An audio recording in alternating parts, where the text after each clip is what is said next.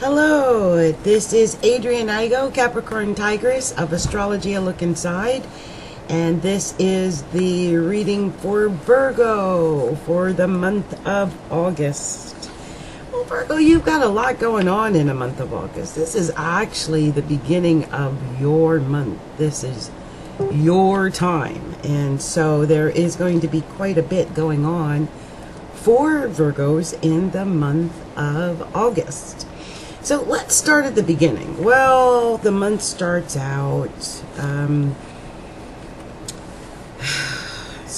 with the Sun in Leo, North Node in Leo, and Mercury in Leo, and this is all occurring in your 12th house of self-undoing and, you know, hidden secrets, and just probably where you've been a little bit more of an innie than normal, because you haven't been much of an innie very much this year, but this past few weeks you've been an innie during this Leo period. The good news is on the 23rd of August the Sun moves into Virgo, and when it moves into Virgo, it means it moves into your sign, and that means all the emphasis will then be on you and on Virgo, and a lot of the things that you've been holding back on, you'll be able, or you've been hoping that would come through, might start to come through. And this is going to be because there's a lot of planets retrograde right now. Like right now, your ruling planet Mercury is retrograde, and it retrograded as of the 26th of July at 23 degrees of Leo, but it is going to go forward and move direct on the 19th of August at 11 degrees and 32 seconds of Leo. So once it starts going direct, hopefully it'll get into it'll enter Virgo on the 5th. That's when it gets in there. September 5th, Mercury will enter Virgo, and then it will be home, and it will be in your first house. And of course, all that emphasis is going to be on you, with the Sun also being in Virgo as of the 23rd of August. Now, when the month starts out, August 1st, Venus is in Virgo. And so that means Venus, the emphasis is on your first house, and you might really feel like you want to spiff up or whatever during that time. But over in that first week of August, that's when Venus is going to be in Virgo. On the 6th of August, it goes into Libra. And that's a beautiful place for Venus to be, because Libra is in your solar second house of money. And wherever Venus goes, it's positive and it's beneficial, and it's usually uplifting and fun. And so, you know, you might have even felt like you gained a little weight with Venus being in the first house.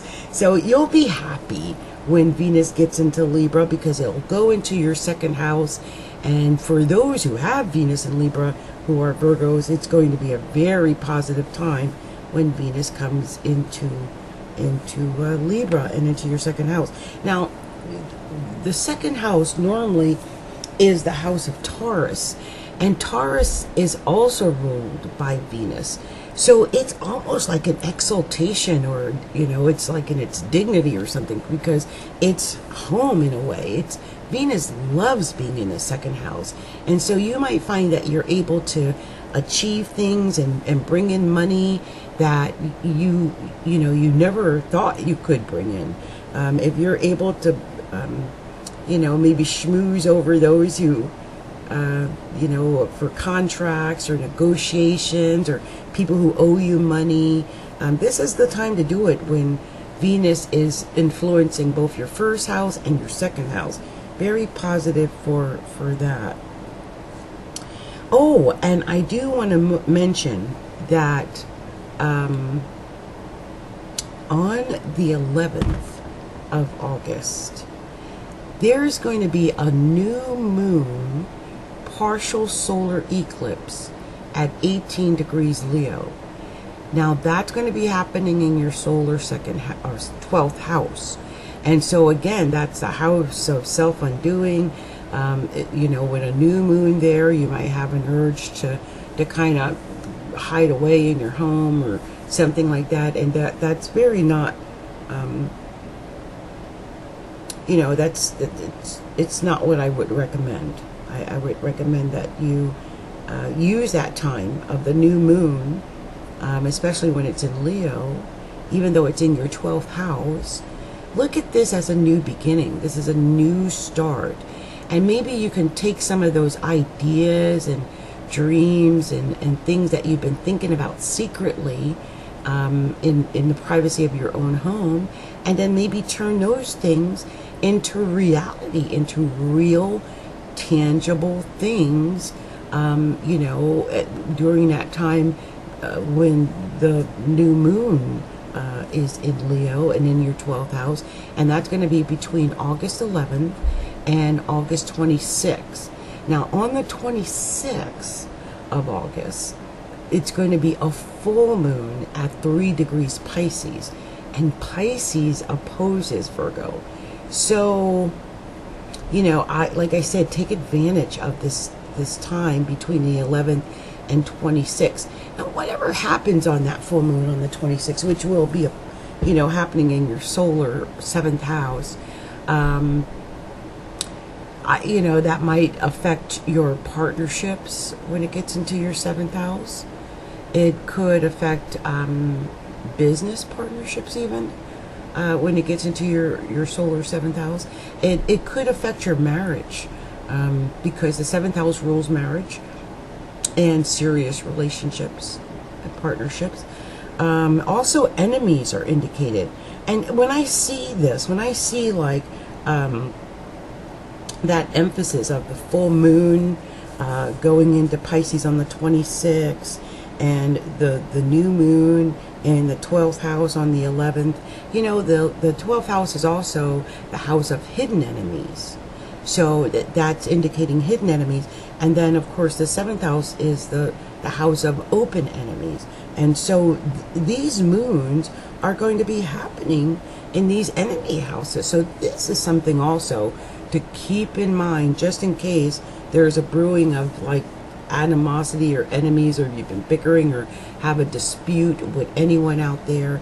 Just know that this is really not really the best time to have these arguments. I think I don't think, because I don't think it's a really strong time for Virgo and their enemies anyway, because Pisces is in the 7th house and Neptune is there. And Neptune, of course, is a very ephemeral sign and a very creative sign, but it's not a big fighter sign. And so I don't see I don't see a lot of fight in the Virgo in that area of enemies. And so, you know, you want to keep it moving, keep it creative, and stay positive. You're in a very positive frame of mind right now. Some of that positivity, by the way, is being expressed through your Jupiter in your solar 3rd house. In the solar 3rd house is Scorpio, and Jupiter has been there since November and is going to be there for the rest of the year, and or at least until November. And so you've got this positive vibe in your communications. People feel it, like when you're talking and communicating with them, they sense this positive vibe that's emanating from you. And that's very good. I would take advantage of that. All the things that you write and the things that you say, communicate, books that you might write. You might write books this year. You might make videos or do webinars or do trainings, all things that have to do with communication and speech and talking verbally. That is very much indicated in a positive light for you because of Jupiter down in your 3rd house. And soon, when that Mercury comes out of Leo and goes direct after, it goes direct on the 19th, and it enters Mercury enters Virgo on September 5th. So after September 5th, you're really going to start to see the positive influences of communication and how it affects you, because Mercury rules Virgo. So everything that happens with Mercury is going to directly affect you. Now, there is some emphasis down in your 5th house. And the 5th house, of course, rules like taking chances, and it rules your children if you have any. It rules if you're a private business owner, like entrepreneurs are indicated by the 5th house. And there's emphasis here. The Saturn's there, Pluto's there in your 5th house. Now, Pluto is a very powerful planetoid to have. I am an old school teacher, so I still consider Pluto a planet. No one's going to stop me, because I believe in the power of Pluto and its influence, no matter how subtle. And Saturn, of course, is a major player in astrology, and that is in Capricorn, at home in its most powerful spot in your 5th house, which rules like gambling and taking chances and having affairs and romances and children. You know, when Saturn is somewhere, it's kind of like it restricts things, and it makes things a little bit more difficult and a little harder than when Saturn's not around. But Saturn is the great rewarder. So if you've been trying to have a baby for years and you haven't been able to, then you might be able to have that as a reward of Saturn, because that's what it does. It rewards you for the things that you work hardest at. So if you're working hardest at your romance, you're working hardest at having children or on your children, or you're working hardest on building your own individual private business because you're an entrepreneur or taking a risk or a chance, those things, you might be rewarded for that, because this is a time where Saturn may reward you for all of the hard labor and work and restriction and constriction that you've put up with up until this point. Now, Mars is in the 6th house, and it's in Aquarius, but it's not going to stay there. The 6th house, of course, rules your work life. And I'm not talking about the career part of work. I'm talking about that tedious part of work with the reports that are due, and, you know, the coworkers you have to deal with, or, you know, stuff like that. Now, it could also affect your health, because the 6th house is a house that affects the health as well.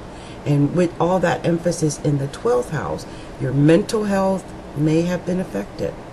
I'm just keeping it real.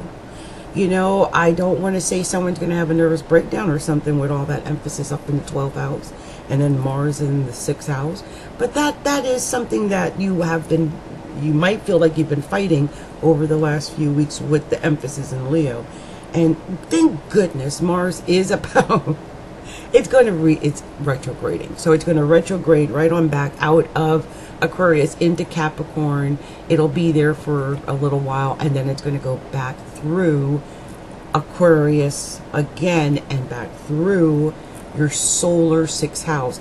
But that's, you know, I would take that emphasis as meaning action and assertiveness at your work, and, you know, in the business, any kind of work that you're doing, in your health, and healing and helping people. That's where you're most active, and will be over the next month or so, because Mars goes direct on the 27th of August. So, and when it goes direct, it'll go direct in Capricorn on the 27th of August, but in September it's going to head on back into Aquarius. And let's see, what else have I not discussed with you yet? Oh, that Uranus retrograde, right? Uranus is going to retrograde on the 7th of August. And Uranus is up in your 9th house right now. So, you know, something unexpected might have happened, or might happen, where there might be unexpected travel. Yeah, I could see that happening. Maybe unexpected travel that might have to do with you making money. So it could have to do with work or something like that. It could affect, I don't know, any kind of things in the judicial system or the legal system or in religion or politics or any of those areas, something really unique and out of the blue. Those things are the kind of things that happen when Taurus goes into when Uranus goes into Taurus, and into the solar ninth house, because these are the emphasis of the ninth house. Taurus, of course, it's an earth sign, and it is your sister sign, and so it trines you, and so it's a positive. It should be fairly positive for you as a Virgo. Now it's going to retrograde out of Taurus again back into Aries. There's so many planets retrograde this month. But it's going to retrograde back into Aries, and that's going to be in your 8th house. That's, other people's money. I'm thinking if there's any kind of money that's owed to you or due to you, this might be the time when it goes back in there to make sure you get it, because it's something sudden and out of the blue. And so I'm thinking that if you had like money owed to you, that suddenly out of the blue you might get a check, or that money might come to you when it gets back into Aries. And everybody loves that. Who doesn't love having money coming to them when it's owed to them? And that it retrograde starts on the 7th of August, and so I would expect that to affect you. Now also the 8th house was affected because I just thought it was weird, and I've been talking about it a lot when I've been doing these readings, that Chiron is conjunct the moon on the very 1st of August.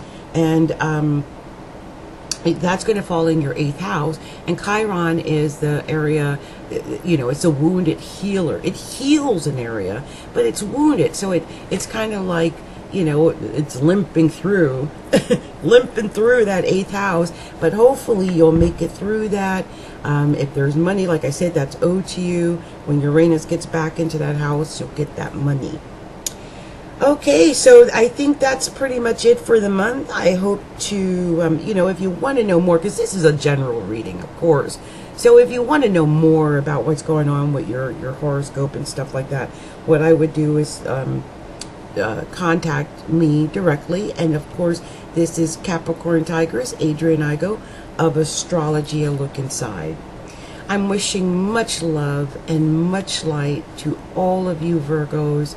I know that this is going to be a beautiful month for you, and just concentrate on all that beautiful Venus that's going to be, affecting your 2nd house of money, and Mars in your 6th house, and get things done this month. I'm wishing you all the best. Much love and light from Capricorntigress. Bye now.